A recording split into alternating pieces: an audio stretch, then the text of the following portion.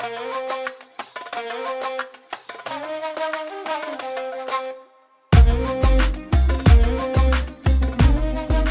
everyone, get ready to explore something truly epic. Okay, I'm intrigued. Today, we're diving into the Silk Road. Ah, the Silk Road. Now, this wasn't just some dusty old path. Right, I bet there's more to it. We're talking about a network that spanned continents, shaped civilizations for centuries. Wow, that's a huge impact. We've got all kinds of sources, ready-to-go maps, historical accounts. You mentioned historical accounts. Anything juicy in there? Oh, even snippets from Marco Polo himself. Marco Polo? No way. Get ready for some serious adventure. Absolutely. Now, it's easy to think of the Silk Road as just one single route. Yeah, you just kind of picture a line on a map. Well, it was actually a complex web of pathways. A web of pathways. So many routes to explore. Connecting east and west. Fascinating. Now, when we think Silk Road, we obviously think silk. Of course, it's in the name, right? But there had to be other treasures being traded. Oh, absolutely. Put yourself in the shoes of a merchant back then. Okay, I'm picturing myself traveling those routes. What's blowing your mind? What are you hoping to find? Besides silk, I'm hoping for something, really valuable. Well, you wouldn't be disappointed. We're talking precious stones, porcelain, spices. Spices, oh man. Back then, those were like gold. Think about it, a simple sack of peppercorns. I mean, nowadays, you just grab it off the shelf. But back then, it was about preserving food, making perfumes. Wow, and even medicinal uses. It's crazy how everyday life revolved around these things. Absolutely. And it wasn't just one-way traffic. You're right, China was just as eager to get their hands on stuff from the West. Oh, I bet. What were they after? Think luxurious Persian carpets, Roman glassware. Roman glassware must have seemed like magic back then. And of course, essential for any empire.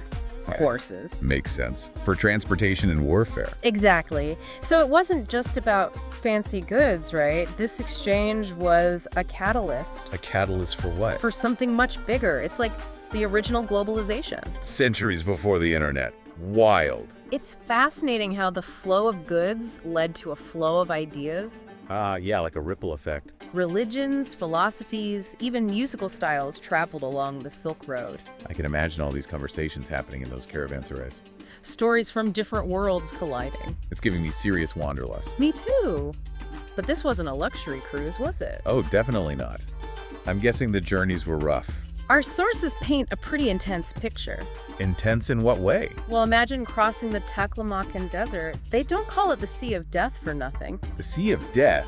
That sounds ominous. Think endless sand dunes, scorching sun. And probably the fear of getting lost. Oh, absolutely. And then you have the Tian Shan Mountains. Those towering peaks, I've seen pictures, they're intimidating. It blows my mind that people faced these dangers. Especially with, bandits lurking around every corner. Oh, that was a constant threat, but they did it. What drove them to take such risks? Think profit, adventure, connection.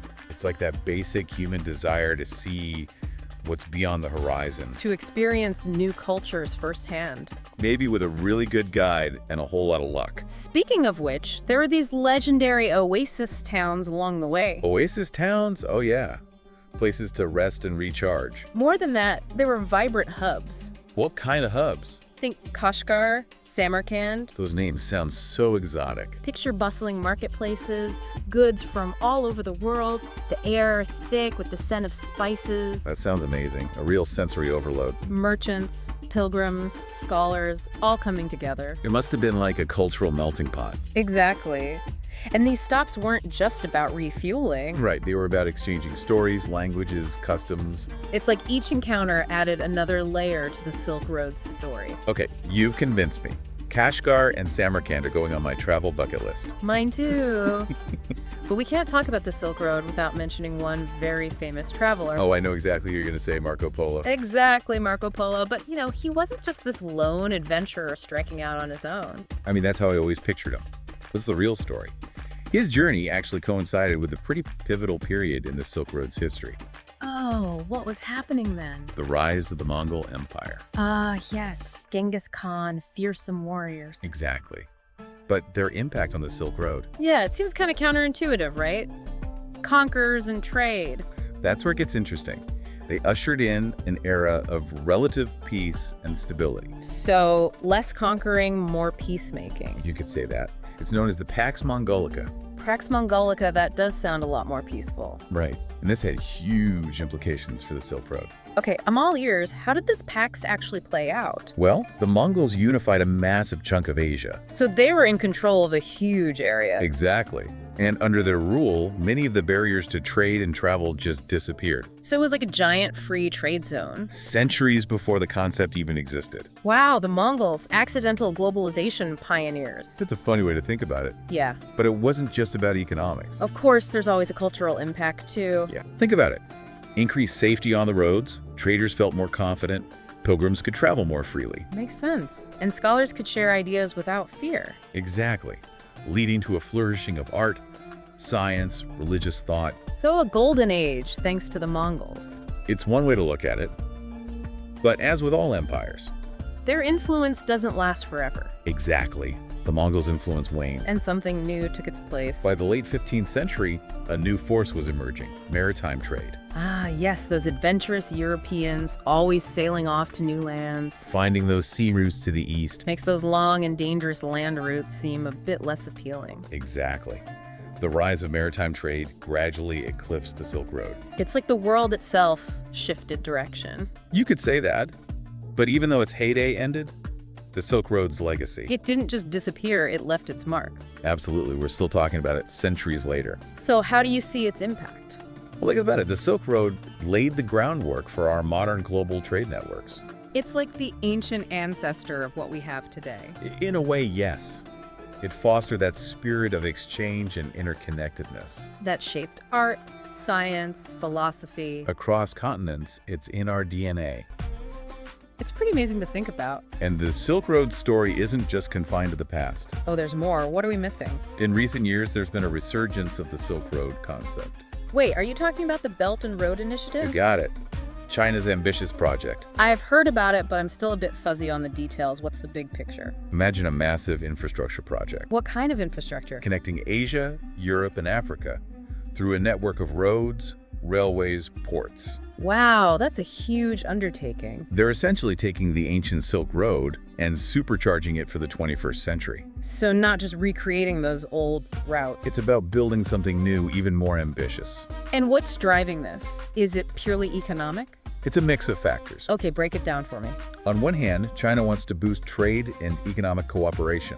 Makes sense, but there's going to be more to it. There's also a strategic element, positioning themselves as a global leader. So it's a bit of a power play, but also potentially a win-win for everyone. More interconnectedness, opportunities for trade and exchange. Maybe even a bit of that old Silk Road magic. It's definitely a bold move. It'll be interesting to see how it all unfolds. Definitely. It reminds us that those lessons of the Silk Road, You mean the desire to connect, to trade, to build bridges between cultures? exactly, they remain relevant even in our digital age. I love that. It makes me think, if we were to apply those lessons to today's world, Yeah, what could we learn from the Silk Road? about fostering collaboration and understanding between different cultures. That's a question worth pondering, isn't it? It's amazing how the Silk Road wasn't just about like the goods and people, right? Yeah, it was more than just stuff being moved around. It was this conduit for something much bigger, you know. Right, like a flow of ideas and cultures. This incredible fusion, and I think there's no better example of this Oh, are you thinking what I'm thinking? than the art that flourished along the route. Exactly. That really embodies this spirit of cultural exchange. I'm hooked. The Mogao Caves of Dunhuang. Dunhuang, I've seen pictures of those caves. Oh, they're absolutely stunning. What makes them so special? Well, for one, the sheer scale of the artwork. So just how big are we talking? Nearly 500 cave temples carved into these cliffs, Wow, 500. And what's inside?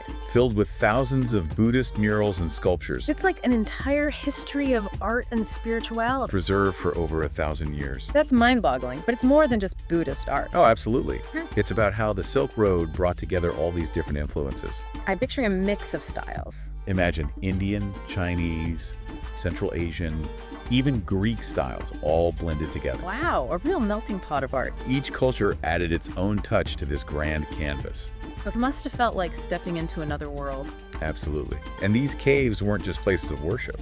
Oh, what else were they used for? They were sanctuaries for travelers, centers of learning, repositories of knowledge. Imagine the conversations that happen there. The stories shared, the ideas exchanged. A living testament to the power of human connection. Exactly. So these caves are like a time capsule. Of more than just art. The whole Silk Road experience, the spirituality, the cultural exchange. It's incredible that we can still visit them today.